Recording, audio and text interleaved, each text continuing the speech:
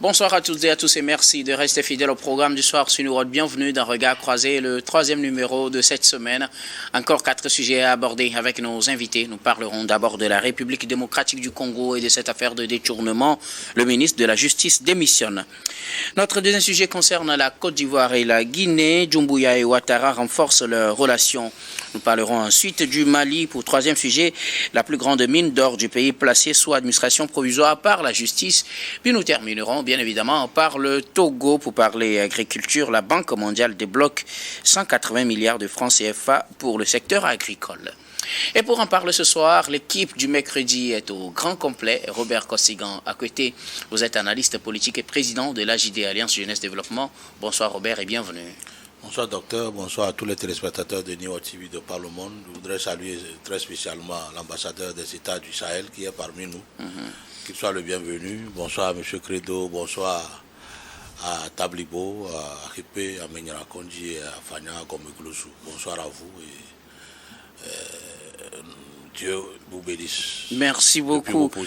Dieu vous bénisse. Merci beaucoup à vous, Robert Kossigan, à côté d'avoir répondu à notre invitation. À côté de vous, Credo Tété, vous êtes journaliste et analyste politique. Bonsoir Credo et bienvenue.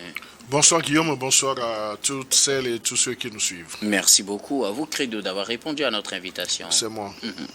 Notre troisième invité ce soir, Pasteur Edo Komi. Vous êtes le président du mouvement Martin Luther King, également le premier adjoint au maire de la commune Golfe 2. Bonsoir Pasteur et bienvenue. Oui, bonsoir docteur, bonsoir à mes co-débatteurs. C'est un plaisir pour moi de retrouver le plateau. Il y a 3 semaines, je n'étais pas là et donc c'est un plaisir pour moi et je voudrais saluer tous et toutes qui nous regardent sur Niwa TV. Je crois qu'ils vont se régaler ce soir encore par rapport à cette émission de mercredi. Merci beaucoup à vous, Pasteur Edo. Merci.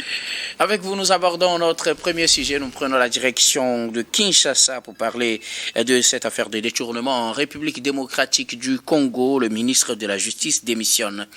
Constant Moutamba a donc présenté sa démission ce mardi au président Félix Tshisekedi.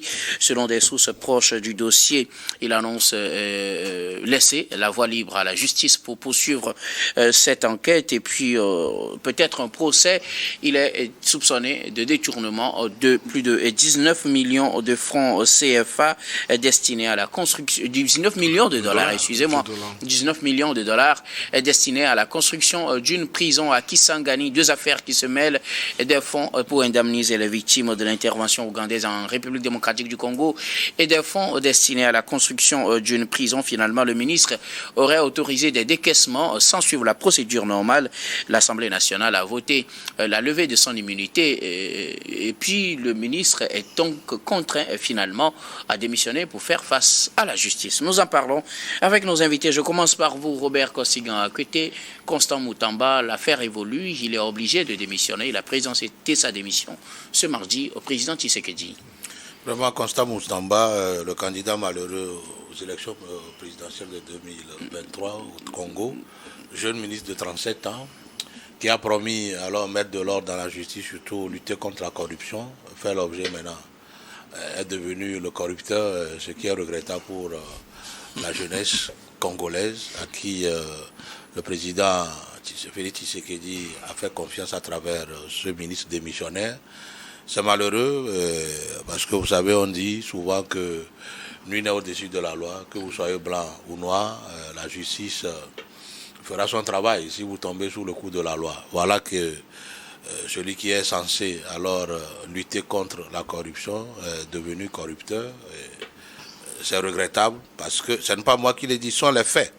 Quand un ministre autorise un décaissement de deniers publics sans d'abord l'aval d'une structure qui contrôle les marchés publics, sans l'aval de son gouvernement, et celui à qui le fonds est attribué, d'abord c'est un marché gré à gré.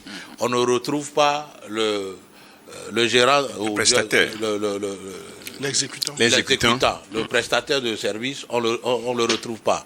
Il n'y a même pas encore un terrain. Alors, mis à la disposition pour la construction de la prison à Kisangani. Tout ça, ça ne fait pas honneur à lui-même. Maintenant, là où ça ne marche pas aussi, c'est tout ce populisme et cette politisation qu'il a voulu faire de l'affaire. Il devrait même démissionner depuis, s'il se respectait lui-même, s'il tenait à sa parole de lutte contre la corruption. Je pense quand même qu'il devait démissionner depuis que l'affaire s'est éclatée. Il a pensé peut-être faire preuve de plus intelligent, de plus populaire parmi les ministres, mais bon, vous savez, la loi, c'est la loi. La loi ne connaît pas celui qui est populaire, celui qui n'est pas populaire. Vous êtes tombé sous le coup de la loi, on doit vous l'appliquer vivement. Jusqu'alors, il bénéficie de la présomption d'innocence, alors qu'il se défend devant la justice pour laver son honneur. Voilà. Alors, quand vous parlez de politisation de cette affaire, il pense aussi que plutôt l'autre camp, surtout le camp de Firmin Vondé, le président, le procureur plutôt de la Cour de cassation, plutôt tire sur des ficelles politiques. On lui reproche d'avoir autorisé la mise en liberté de certaines personnes détenues. Il estime qu'on veut juste lui faire la peau parce qu'il a pris certaines positions qui n'arrangent pas le procureur de la Cour de cassation. Je ne vois pas qu'il est honnête dans ce qu'il dit. Ensuite, lui-même, entre-temps, il a voué les Koulouna à la mort. Il a demandé qu'ils soient exécutés. S'ils étaient exécutés, est-ce qu'il les trouverait aujourd'hui pour les élargir de prison? Donc, moi je dis pêle-mêle, toutes ces actions, alors, ont démontré plusieurs fois sa malhonnêteté. Et puis, n'est-ce pas plutôt cette affaire de Koulouna qui se retourne contre lui d'une autre manière, oui, parce qu'il pense qu'on lui en veut pour avoir pris certaines décisions audacieuses? Non, affaire de Koulouna, affaire de lutte contre la corruption au sein de l'appareil judiciaire, tout ça s'est retourné contre lui. Parce que vous ne pouvez pas alors vouloir contrôler ou persécuter vos collaborateurs qui vont aller contre vos instructions, surtout la corruption. Vous voulez lutter contre la corruption, vous ne devez pas pratiquer la corruption. Voilà. C'est comme vous dites aux gens, ne faites pas, mais vous-même vous faites. Peut-on dire à cette étape qu'il est coupable de corruption? C'est vrai, le procès même n'a pas encore commencé. Le procès n'est pas... C'est pourquoi je disais tantôt qu'il bénéficie toujours de la présomption d'innocence, mais les faits sont alors tous contraires à ce qu'il dit lui-même.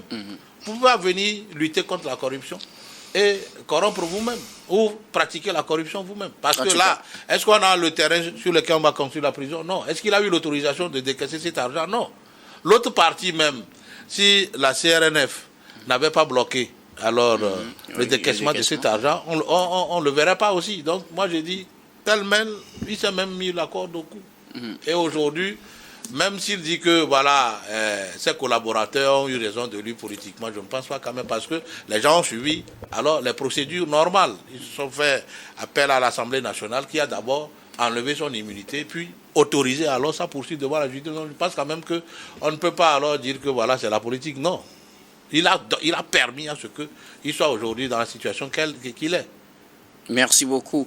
À vous, Robert Kosigan Akwete. Credo Tété, le ministre de la Justice de la République démocratique du Congo, est obligé de démissionner pour faire face à la justice. Il est soupçonné de détournement de plus de 19 millions de dollars américains. Oui, je crois qu'il est contraint également par la loi fondamentale de son pays parce qu'il y a une disposition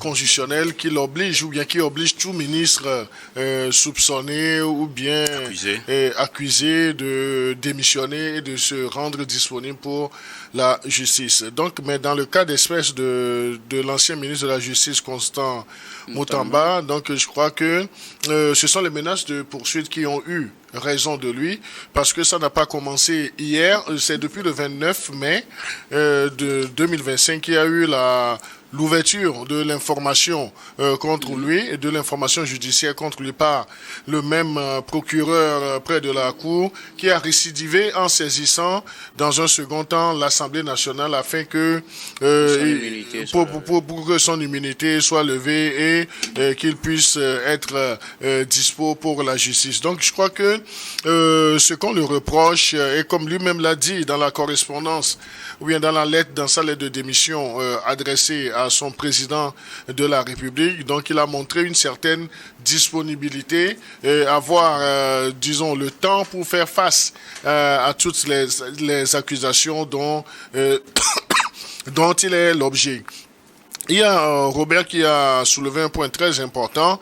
À ce stade, on ne peut pas encore faire son procès, même si son passé ne plaiderait pas tellement en sa faveur, parce qu'il y a toujours la présomption d'innocence. Mais également, lorsqu'il a présenté, après avoir présenté sa démission au président et dans ses premières déclarations, il insinuerait des mains noires du côté du M23 et de sa branche politique qui serait à la manette pour lui causer des ennuis, pour l'éliminer, aussi bien physiquement que politiquement. Donc voilà la triste réalité. Et il y a aussi un fait, est-ce qu'il a aujourd'hui le droit d'évoquer le sujet ou bien ce pourquoi on le poursuit, notamment cette affaire de corruption.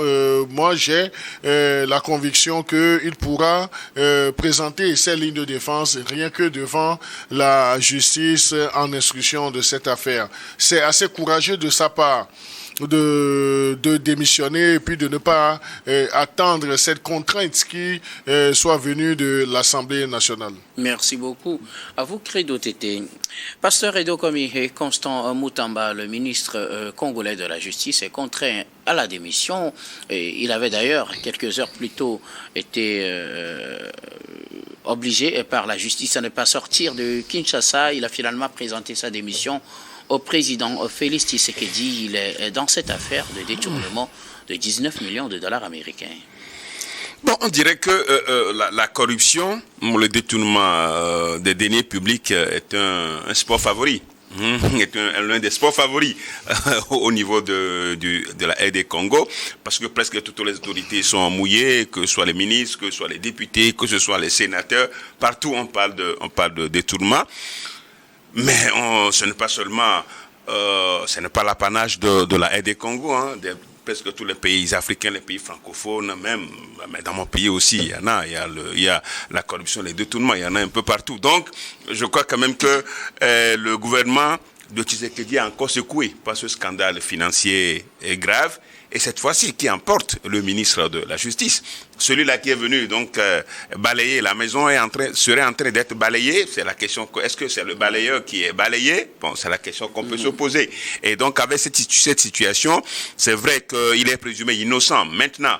Mais à la lueur des choses, il faut rappeler aussi que il serait un jeune tête talentueux, parce qu'il est nommé à l'âge de 35 ans dans ce gouvernement de Tshisekedi, et il a été un jeune, l'un des candidats de l'opposition aux élections de 2023. Donc j'avoue quand même que quand il est venu, on l'a senti, il a fait beaucoup de bruit, il a fait de tapage dans cette affaire-là. Des brigands, des voyous là, des Koulouna. Bon, il a été, je crois en tout cas, il a été médiatisé. Il a été l'homme, on pourra dire, comme on dit souvent, l'homme du match, l'homme du match.